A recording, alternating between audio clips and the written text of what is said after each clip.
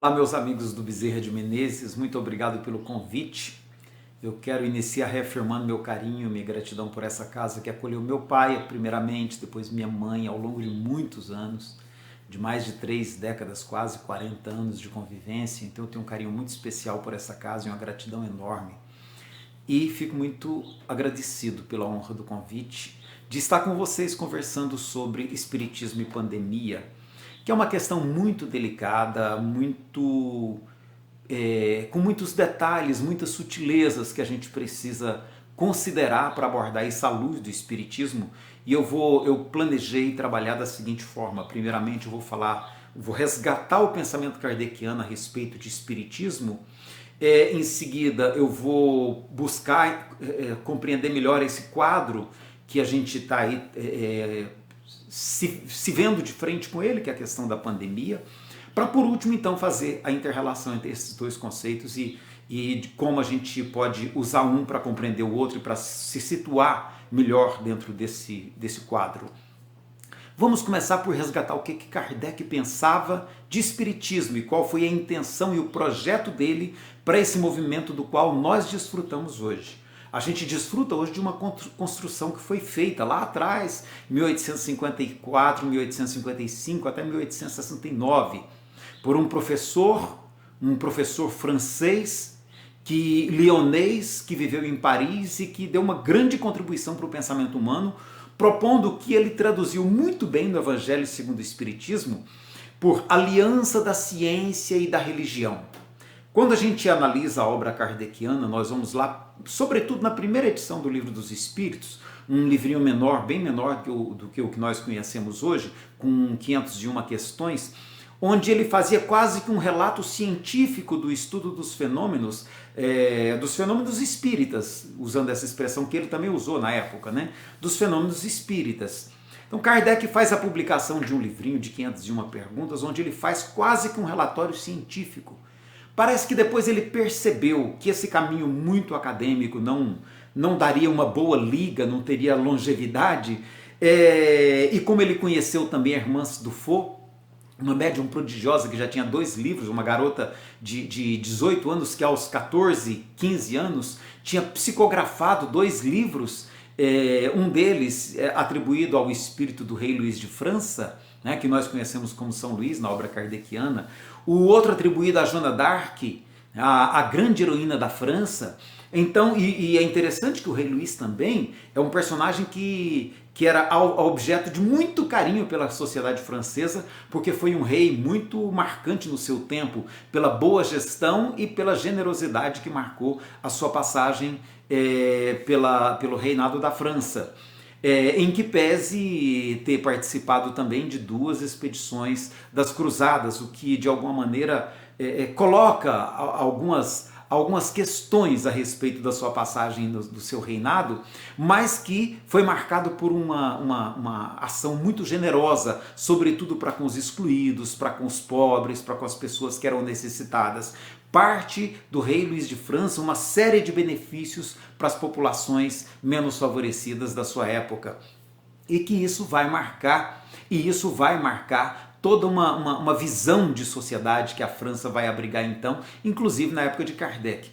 Então Kardec, ele está diante dessa grande possibilidade que esse rei sábio pode trazer para o Espiritismo, e ele decide então ampliar a abordagem do Livro dos Espíritos e sai de 501 questões para 1019 questões. Agora com um perfil mais doutrinário religioso, ele já não chama o próprio rei Luís, ele chama de São Luís, que era o nome dado pela Igreja Católica. Vicente de Paulo, que era o padre católico, que no primeiro livro ele chama de Vicente de Paulo, agora ele chama de São Vicente de Paulo. Ele quer estabelecer um diálogo com os católicos. Então ele quer fazer uma linguagem mais acessível, por isso o Espiritismo traz, muitas vezes, uma linguagem bastante católica.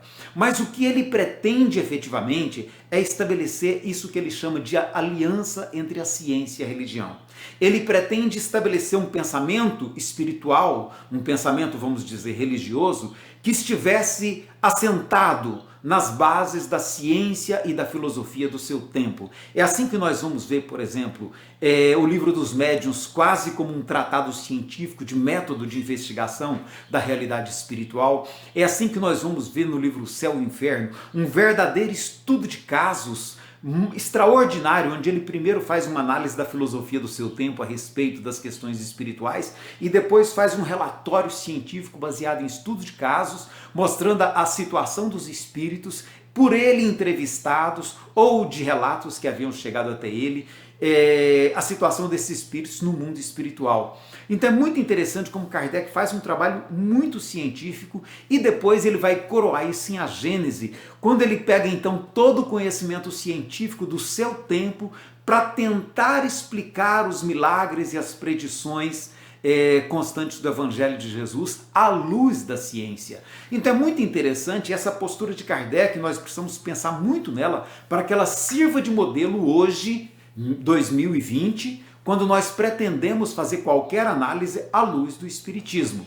A luz do Espiritismo para Allan Kardec seria a luz da ciência do nosso tempo, tentando agregar a esse olhar da ciência a nossa compreensão espiritual.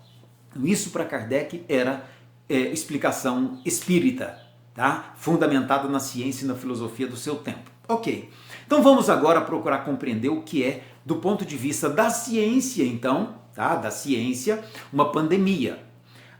Pandemias não são novidade na história humana. Nós tivemos ao longo da nossa história várias pandemias. Recentemente nós tivemos algumas ameaças muito sérias. Um colega até me apresentou um vídeo e depois um livro também que traziam profecias a respeito dessa situação que nós estamos vivendo em 2020. E quando nós vamos ver os documentos para tentar compreender, são documentos recentes de uma época que já se sabia que nós em algum momento enfrentaríamos uma pandemia muito grave. Desde por volta dos anos 2000 e pouco aí, que a gente tem a ameaça de uma pandemia colocada com muita clareza, os nossos biólogos, os nossos cientistas alertando e dizendo, olha, nós temos que nos preparar para um evento dessa natureza, porque a humanidade está num processo de integração muito próximo. Nós vivemos o que Alvin Toffler chamou de, aliás não é nem dele, ele comenta isso, acho que é do Alfred McLuhan, o conceito de aldeia global. Nós vivemos hoje no estado de conexão, em 24 horas nós conseguimos praticamente estar do outro lado do planeta. Em pouco mais, em menos de 48 horas, dependendo de como a gente estabelecer esse plano de voo, a gente pode dar uma volta completa no planeta Terra. Então o mundo ficou muito pequeno e hoje nós somos quase 8 bilhões de pessoas espalhadas nesse planetinha tão pequeno. Então o risco de uma pandemia ele já é sinalizado desde pouco depois do ano 2000, quando nós percebemos que nós estamos num contato muito próximo com a natureza e havia o risco de algum vírus mais letal escapar da natureza para as relações humanas e a gente ter dificuldade de administrar isso. Então nós tivemos a gripe suína, nós tivemos a gripe aviária, nós tivemos a gripe SARS, a 2, né? Então tudo isso na época, o ebola. Então nós tivemos vários vírus que escaparam do reino animal, do ambiente animal para o ambiente humano e com graves ameaças. O ebola até hoje não foi totalmente controlado.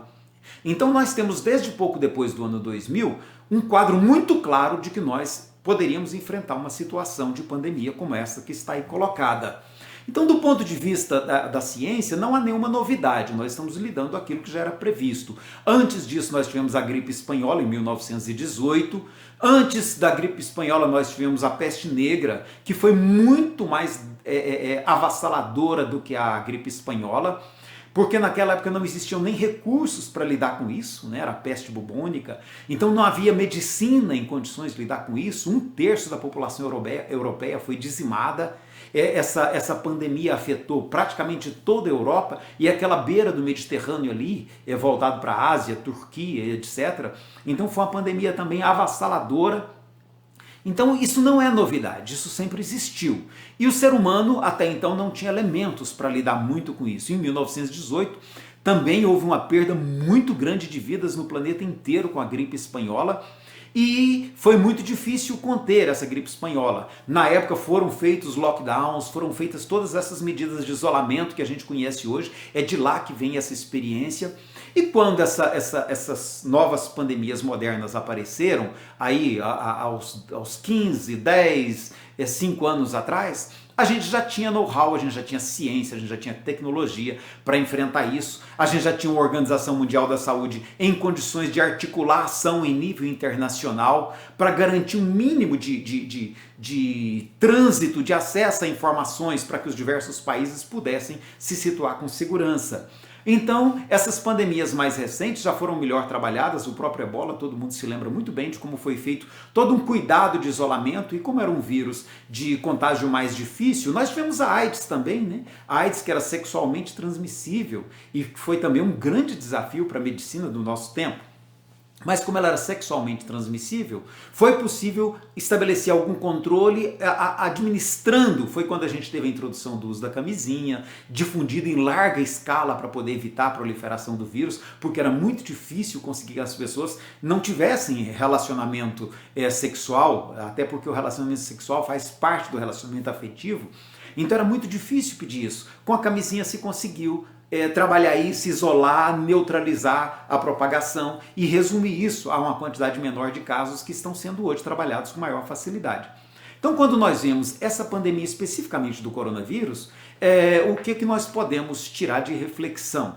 Primeiro que é um fenômeno natural. E aí eu quero abrir um parênteses para dizer assim, olha, nós vamos ver muito em mensagens espíritas, é muito comum isso, né? A gente vai ver muito em mensagens espíritas dizer assim, que foi Deus quem escolheu essa provação para a humanidade, que foram os espíritos de luz que determinaram. Gente, eu vou dizer assim, olha, aí eu vou fazer a minha leitura. Eu não acredito que Kardec validaria esse tipo de argumento. Eu não consigo ver Kardec validando esse tipo de opinião. Né? Porque Kardec era muito científico, ele era muito fundamentado na ciência para acrescentar a ela o olhar espiritual. Então imaginar que Deus criaria isso para o ser humano é uma visão assim, ainda muito inadequada de Deus, não combina com aquela visão que Kardec apresenta de René Descartes de inteligência suprema, causa primária de todas as coisas. Kardec se fundamenta na filosofia para escolher essa resposta. Nós temos que aprender a nos fundamentar na filosofia também, para a gente dar respostas consistentes do ponto de vista espírita. Então nós precisamos superar eu diria assim, essas crenças que são mais fruto da teologia católica da qual nós viemos, da teologia protestante da qual nós viemos, que é muito calcada naquela visão do Deus Jeová, um Deus que pune seus filhos com o exílio, com a escravidão, porque seus filhos não obedeceram seus preceitos. É muito essa visão da tradição judaica que a gente ainda está usando como referência hoje em pleno século XXI, quando nós temos referências melhores para compreender a bondade divina, para compreender Deus como Criador, como causa primária de todas as coisas, como inteligência suprema que governa a vida, a partir das próprias leis naturais, usando a expressão que Kardec usa no Livro dos Espíritos. Então nós precisamos superar esses atavismos e compreender essas questões todas a partir de uma perspectiva mais científica, mais filosófica, mais racional. Kardec gostava muito desse termo, mais racional, né? Menos baseado na fé cega, mais baseado na fé esclarecida, naquela fé que é capaz de encarar a razão, ou seja, os argumentos da ciência e da filosofia, face a face em qualquer época da humanidade. Então, é bom que a gente tire todo o aspecto místico dessa explicação a respeito da pandemia, para que a gente compreenda isso sob um olhar espírita kardeciano, bem fundamentado no pensamento de Kardec, que é um pensamento que nós precisamos cada vez mais resgatar, para que a gente não se perca no cipoal do fanatismo religioso, do qual muitas vezes nós já estávamos saindo. Então eu gosto de ressaltar esse ponto para agora então a gente estabelecer como que a gente pode ligar a questão de como compreender melhor a pandemia à luz do Espiritismo. Então, primeiro ponto, à luz de um pensamento kardeciano, essa pandemia é um processo absolutamente natural, que não tem nada de espetacular, de especial, que não tem nada a ver com o fim dos tempos, com apocalipse, com nada disso. É simplesmente um aprendizado para o ser humano, como qualquer outra situação. como o rompimento de Brumadinho, né, que poderia ter sido evitado, inclusive, se os técnicos da mineradora tivessem tomado as providências devidas, né, como o rompimento da represa de Mariana, que poderia ter sido evitado se as pessoas tivessem os cuidados necessários com as vidas humanas que estavam expostas. Então nós temos que estar atentos, porque todas essas questões elas têm uma maneira de compreender racional. A gente fala, mas tem alguns elementos que a gente não tem como prever, uma pandemia dessa natureza não tem como prever. Lá no Livro dos Espíritos, os espíritos dialogando com Kardec colocam com muita clareza que dentro desses eventos, inclusive, uma das possibilidades de proveito que nós podemos tirar é saber prevenir esses eventos, é saber nos antecipar a eles. E um bom exemplo de antecipação nós tivemos com relação ao tsunami que afetou o Japão, né, em 2011, onde nós tivemos aquele caso dramático de Fukushima, onde as usinas nucleares se romperam. E ali nós tivemos uma situação muito interessante. Se a gente observar, o Japão teve uma quantidade muito pequena de mortes quando comparado como, por exemplo, o tsunami que afetou as Filipinas. E a que se deve essas diferenças? Só a intensidade da tragédia? De certo modo, a capacidade de prevenir do ser humano não esteve ali associada? O Japão, um povo altamente organizado, conseguiu prevenir, evacuar regiões mais vulneráveis, fazer um total esvaziamento de grande parte da população, de tal modo que quando o tsunami chegou, já haviam muitas medidas de proteção que haviam sido adotadas. Diferente de nas Filipinas, que é uma região mais turística, não tinha da Indonésia, que não tinha essa infraestrutura de acompanhamento e que as pessoas foram pegas de surpresa e não tiveram nem como fugir e foram arrastadas pela água que invadiu a cidade toda e provocou aquele acidente com 280 mil mortos. Então, assim, os espíritos dizem que a nossa inteligência ela precisa aprender a lidar com esses fenômenos para que a gente saiba preveni-los e evitar os danos que eles causem. E se nós formos pegar essa resposta do Livro dos Espíritos para analisar os problemas que nós estamos vivendo hoje em relação à pandemia do coronavírus, nós vamos verificar que é exatamente isso que eles disseram. Os países que souberam usar a previdência, a sua capacidade de antecipação, que souberam lidar melhor com isso e estabelecer prioridades mais voltadas para a defesa da vida humana, esses países tiveram menos quantidade de mortes. Quando a gente observa, por exemplo, que a China, tendo 2 bilhões de habitantes, conseguiu segurar desde o início a pandemia para ter apenas 4.600 mortos, nós nos perguntamos como conseguiram fazer isso. Mas aí a gente pode ir lá verificar, realmente foi um trabalho de gestão muito forte, às vezes até algumas pessoas criticaram o governo chinês por ter sido excessivamente duro.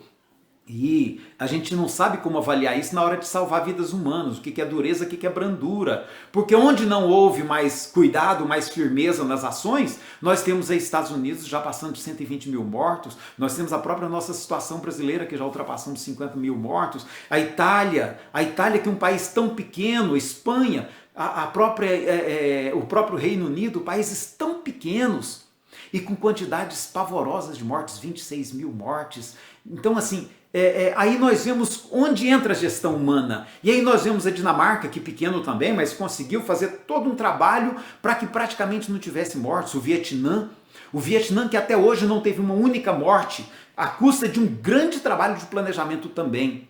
Então, a pandemia, na verdade, ela acaba sendo um fenômeno absolutamente natural, algo absolutamente comum, como qualquer outra ocorrência da natureza, mas da qual nós podemos tirar proveito enquanto seres humanos, para que a gente aprenda a lidar com essas situações. Mas e as pessoas que estão perdendo suas vidas com isso? E aí tem outro lado espiritual, onde a doutrina espírita agrega compreensão e traz para nós o conceito de provas e expiações. E aí também nós temos que ter muito cuidado quando nós juntamos esses conceitos. Algumas pessoas começaram a divulgar por aí, de maneira muito equivocada, que ninguém precisava se preocupar, que ninguém ia morrer antes da hora. Isso não é verdade. Isso não procede, isso não encontra respaldo numa análise filosófica dos textos espíritas. Alguém pode pegar um trechinho isolado da obra kardeciana aqui e ali e tentar defender esse ponto de vista, do ponto de vista de uma afirmação isolada, até que dá para a gente pegar alguns trechos e tentar validar esse pensamento. Mas quando a gente observa o conjunto inteiro da obra, a gente vê que não é essa ideia que vigora do ponto de vista da explicação consistente para esses fenômenos. Muitas pessoas morrem antes da hora, sim, por invigilância, por negligência, tá? Muitos estarão deixando o nosso planeta, infelizmente, em condições que podem ser associadas a suicídio, porque negligenciaram, porque abusaram, se expuseram sem a menor necessidade, quando todas as orientações já acenavam para maior cuidado. E infelizmente a gente está perdendo familiares, eu já perdi familiares e creio que muitos de nós perdemos familiares, perdemos amigos, né? E, às vezes não por culpa deles propriamente, mas porque nós não estamos sabendo gerenciar enquanto sociedade adequadamente esse processo todo. Então a pandemia, ela traz para nós também a oportunidade de aprendizado, que é o que Kardec chama de provação. O que é a provação? A provação é a circunstância da vida que serve para nós de motivo de reflexão. Isso que é o significado de provação. Então nós aprendemos com as dificuldades que a vida descortina para nós. E quando essas dificuldades surgem, nós colocamos em teste, em avaliação, o nosso espírito de solidariedade, a nossa capacidade de nos sensibilizarmos com a coletividade, com o outro, com aquele que está em situação mais vulnerável que nós. Eu vi muitas mensagens dizendo assim, olha, basta você fazer isso e isso que você não vai ter risco de contrair o coronavírus. Ok, mas será que eu posso pensar só em mim? Será que resolve eu defender a minha saúde, a minha proteção, a proteção da minha família? E os meus 208 milhões de compatriotas brasileiros? Quantos deles já possuem comorbidades que, se contagiados pelo coronavírus, a vida deles fica em risco de uma maneira muito mais grave que a minha? Não adianta eu pensar em mim, na minha família, proteger os meus e deixar que os outros sejam prejudicados.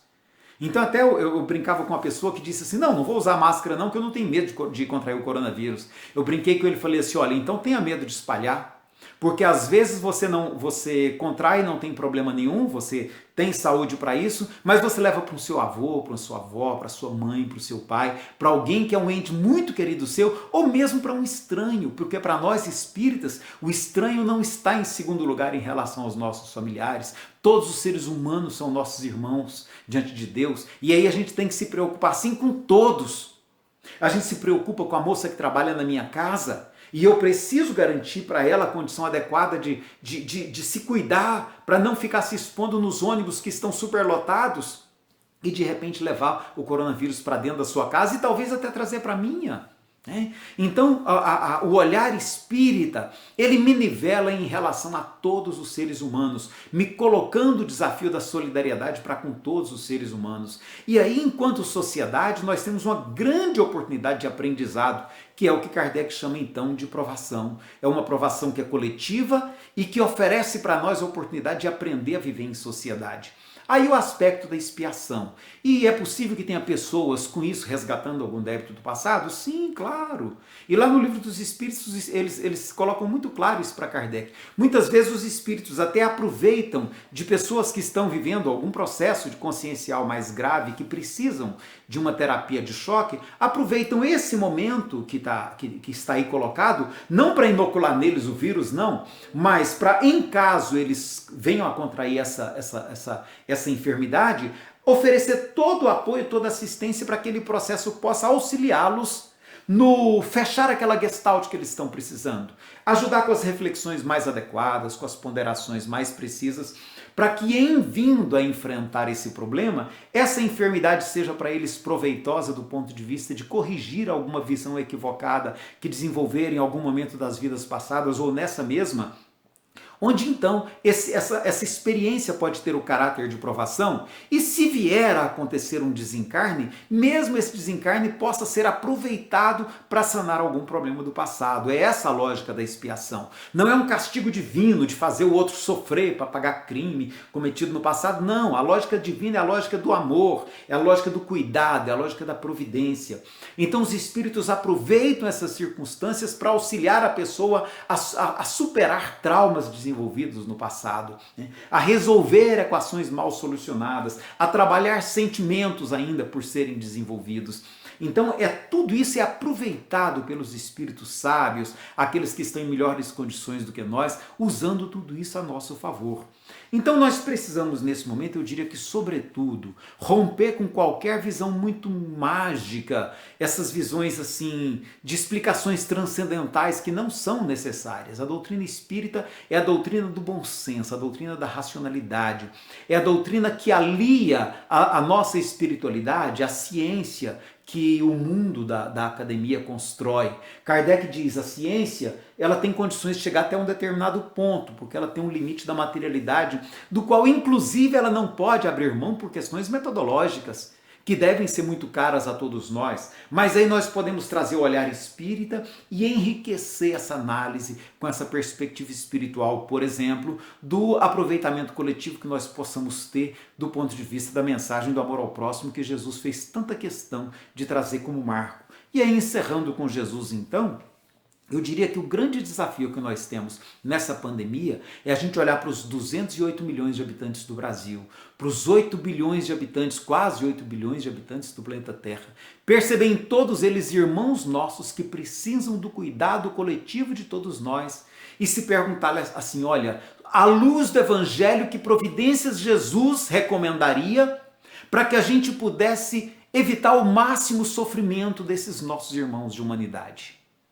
Jesus, considerado daquele ponto de vista do apóstolo João, que ele coloca lá do verbo que se faz carne e que habita entre nós, né? Emmanuel usa essa figura bonita para trazer Jesus como uma espécie de governador espiritual da terra, né? Então vamos imaginar Jesus nessa perspectiva de cuidado mais amplo que a gente está acostumado a pensar em espiritismo e talvez, por que não, até integrando as outras tradições espirituais que existem na Terra, nossos irmãos do budismo, do taoísmo, do islamismo, de todas as correntes, qual a perspectiva que esses grandes espíritos que orientam a humanidade estabeleceriam para nós enquanto sociedade para a gente lidar com essa situação de pandemia que nós estamos vivendo. Se nós soubermos ouvir os conselhos que vêm à nossa consciência a partir das reflexões, da sabedoria contida nesses livros sagrados que nortearam a nossa história enquanto humanidade, sobretudo no Evangelho, que é para nós a grande referência de pensamento no Ocidente, que é o cristianismo,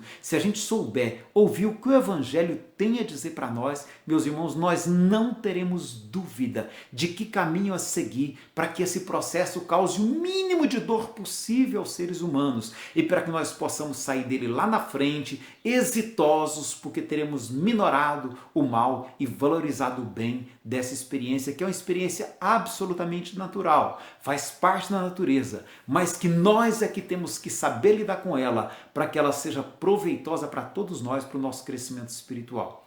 Jesus abençoe que cada um aí no seu lar, onde possa estar, consiga equacionar essas questões da melhor maneira possível, tanto para que a gente evite causar sofrimento para nós mesmos, para os nossos entes queridos, quanto para que a gente não permita que nossos irmãos em humanidade sofram qualquer dor maior, qualquer necessidade mais grave, por conta talvez da insensibilidade de governantes, da insensibilidade de quem esteja à frente para essas decisões. E que a gente possa tomar partido das decisões mais fraternas, mais voltadas para o bem-estar de todos, não pensando apenas em nós, pensando em todos, porque Jesus diz que a medida da nossa ação é aquela de fazer para todos como a gente gostaria que fosse feito para nós mesmos. Jesus nos abençoe, muito obrigado pela oportunidade, muita paz, muita luz, muita bênção para todos nós.